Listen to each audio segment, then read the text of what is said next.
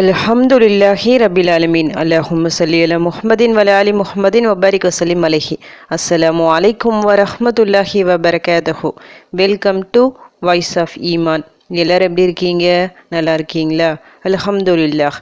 அல்லாஹ் சுப்ஹானஹு வ தஆலா உங்களுக்கு நீண்ட ஆயுளையும் ஆரோக்கியத்தையும் வழங்க வேண்டும் என்று துவா செஞ்சு ஆரம்பிக்கிறேன். அல்லாஹ்வின் மாதத்தில் இருக்கின்றோம். அல்ஹம்துலில்லாஹ். அல்லாஹ் சுப்ஹானஹு வ தஆலா படைத்த எல்லா மாதங்களும் சிறப்பான மாதங்கள் தான். அதில் எந்த சந்தேகமும் இல்லை. நாம் ஏதாவது ஒரு நன்மை, ஏதாவது ஒரு நாளில் ஒரு நன்மை ஒரு அமல் செஞ்சால் அதற்கு பிரதிபலனாக அல்லாஹ் நமக்கு 10 மடங்கு கூலிகளை தருவான். அதே போல் ஏதாவது ஒரு தவறு செஞ்சால் அதற்கு தண்டனையாக ஒரு தீமை நம்முடைய கணக்கில் எழுதப்படும். இது பொதுவான நாட்களில். இதுவே அல்லாஹ் சில மாதங்களில் சில நாட்களில் சிறப்பிச்சிருக்கிறான். ஒரு 4 மாதங்களில் புனித மாதங்கள் அப்படி சொல்லிட்டு அல்லாஹ் சிறப்பித்து வச்சுருக்கான்.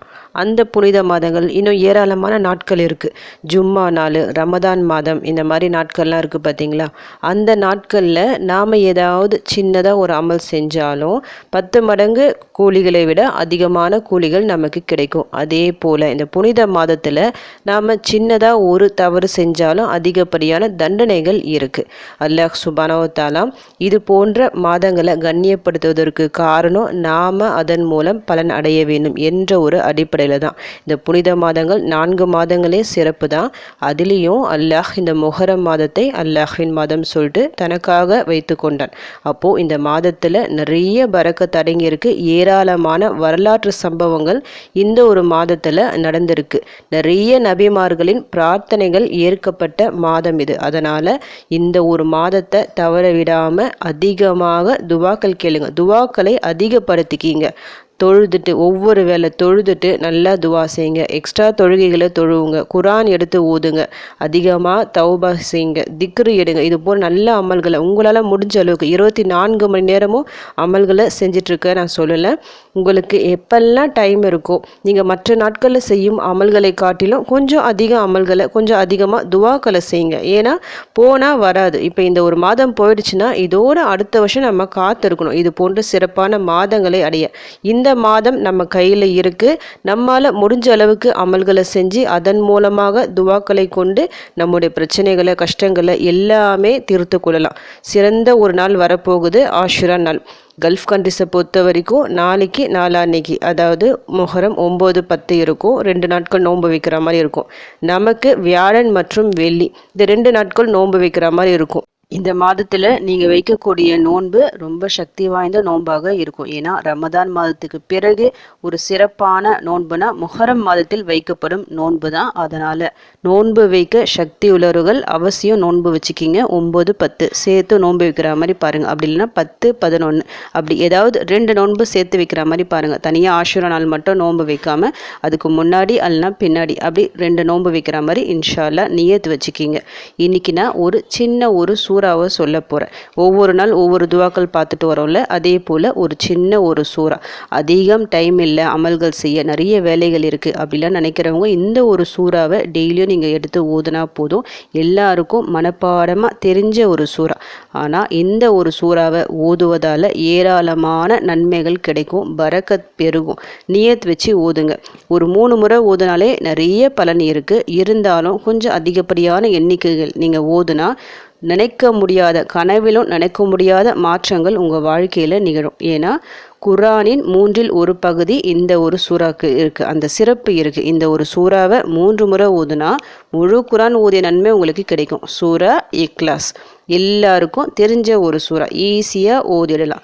ஒவ்வொரு வேளை தொழுகை முடிஞ்சுட்டு 3 முறை நீங்கள் ஓதுனாலே ஒரு நாளைக்கு 15 முறை ரொம்ப சாதாரணமாக ஓதலாம்.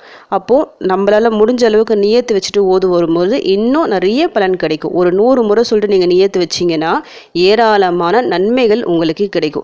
ஒரு 10 முறை ஓதுனாலே அல்லாஹ் சுப்ஹானஹு வ தஆலா உங்களுக்காக ஜன்னத்தில் ஒரு வீடை உருவாக்குவான். இந்த உலகத்தில் வீடு வாங்குறதே பெரிய விஷயம்.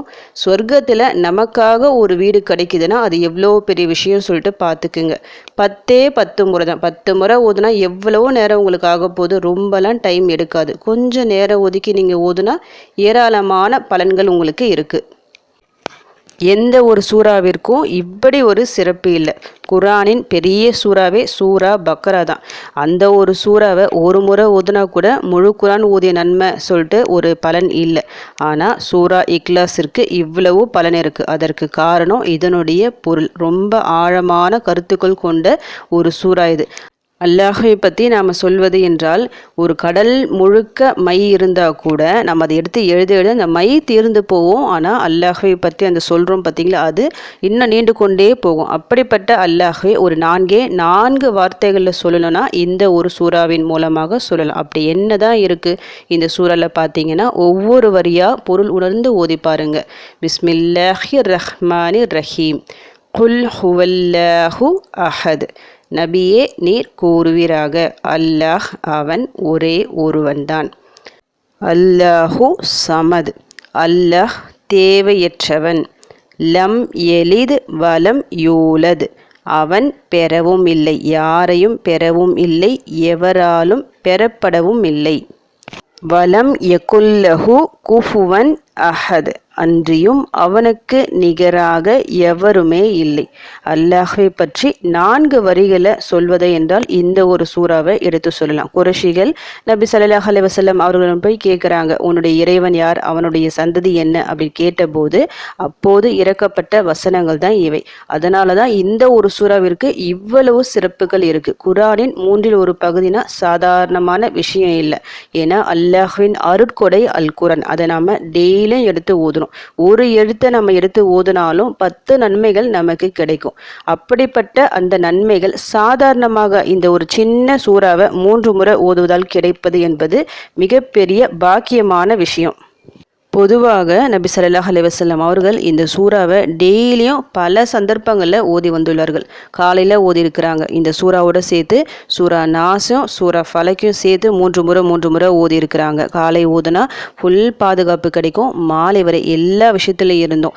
அதே போல் மாலை நேரம் ஓதி இருக்கிறாங்க. இந்த ஒரு சூறாவை 3 முறை சொல்லிட்டு படுக்க போகும்போது இரவு தூங்குறதுக்கு முன்னாடி இந்த சூறாவை 3 சூறாக்களை ஓதி கைகளில் ஊதி உடல் முழுக்க தடவி இருக்கிறாங்க. காய்ச்சல் ஏதாவது வந்தால் உடனே இந்த சூறாக்களை ஊதி உடல் முழுக்க தடவுவாங்க. அந்த அளவிற்கு நபி ஸல்லல்லாஹு அலைஹி வஸல்லம் அவர்கள் பல முறை ஓதி பலன் கண்ட அற்புதமான ஒரு சூறா இது. இறைவனுக்கு மிக பிடித்த ஒரு சூறா. சூரா இக்லாஸை 3 முறை நாம் விரும்பி ஓதுனா, பொருள் உணர்ந்து விரும்பி ஓதுனா அல்லாஹ்வின் நேசம் நமக்கு கிடைக்கும். இதை ஓதி நம்முடைய தேவைகளை கேட்டால் தேவைகள் உடனடியாக நிறைவேறும். சில உலமாக்கள் சொல்கிறாங்க, ஏதாவது முக்கியமாக தேவை இருக்குது, பெரிய ஒரு ஹாஜத் நிறைவேற வேண்டியிருக்குன்னா இந்த ஒரு சூறாவை 100 முறை நியத்து வச்சு ஓதணும். அப்படி ஓதி துவா செய்யும் போது பனி போல் அந்த ஒரு விஷயம் விலகிடும். எவ்வளோ பெரிய சிரமமான காரியமாக இருந்தாலும் சரி பனி போல் விலகும்னு சொல்கிறாங்க. அதனால் நம்பிக்கையுடன் நியத்து வச்சு ஓதுங்க. 100 முறை தான் ஓதணும் இல்லை. உங்களால் முடிஞ்சா இன்றைக்கி 100 முறை ஓத முடிஞ்சால் இன்ஷா அல்லாஹ் ஓதுங்க. உங்களுடைய எல்லா கஷ்டங்களும் விலகி ஒரு பரக்கத்தான நல்ல ஒரு சூழ்நிலை, ஒரு பாசிட்டிவான ஒரு சூழ்நிலை உங்கள் வீட்டில் இன்ஷா அல்லாஹ் ஏற்படும். 10 முறை நீங்கள் ஓதுனா ஜன்னத்தில் உங்களுக்காக ஒரு வீடு ரெடியாக இருக்குது. ஜன்னத்துலேயே அல்லாஹ் வீடு தரும்போது இந்த உலகம் நிரந்தரம் இல்லாத இந்த உலகத்தில் ஈஸியாக உங்களுக்கான வீடை அல்லாஹ் கட்டி தருவான். ஈஸியான சூறா, ரொம்ப சுலபமாக ஓதிடலாம். உங்களால் முடிஞ்ச அளவுக்கு இன்ஷா அல்லாஹ் ஓதுங்க. இந்த முஹர்ரம் மாதத்தில் அதிகமாக ஓதுங்க. இந்த ஒரு சூறாவின் பரக்கத்தால் நிச்சயமாக உங்கள் விதி மாறும். நாம் கேட்கக்கூடிய துவாக்கள் நம் விதியை மாற்றும். அதை ஞாபகத்தில் வச்சுக்கிட்டு இது போன்ற சூறாக்கள் துவாக்களை அதிகம் எடுத்து ஓதி அல்லாஹ்விடம் உதவி தேடுங்க. இன்ஷா அல்லாஹ் உங்களுடைய நிலைமை சரியாகும். உங்கள் கஷ்டங்கள் பிரச்சனைகள் எல்லாம் நீங்கி இந்த வருடம் உங்களுக்கு சிறப்பான வருடமாக பரக்கத்தான வருடமாக இருக்கணும்னு சொல்லிட்டு உங்களுக்காக நானும் துவா செஞ்சுக்கிறேன். எனக்காகவும் என் குடும்பத்திற்காகவும் நீங்களும் துவா செஞ்சுக்கிங்க. அல்ஹம்துலில்லாஹ். இந்த வீடியோ உங்கள் எல்லாருக்கும் யூஸ்ஃபுல்லாக இருந்துக்கும்னு நினைக்கிறேன். நீங்கள் தெரிஞ்ச இந்த விஷயத்தை மற்றவங்களுக்கும் எத்தி வைங்க. இதன் மூலம் அவர்களும் பலனடையலாம். இன்ஷா அல்லாஹ். அடுத்த பதிவில் சந்திக்கலாம். ஜஸக்கல்லாஹு கைரன் கசீரா. அஸ்ஸலாமு அலைக்கும் வரஹ்மத்துல்லாஹி வபரகாத்துஹு.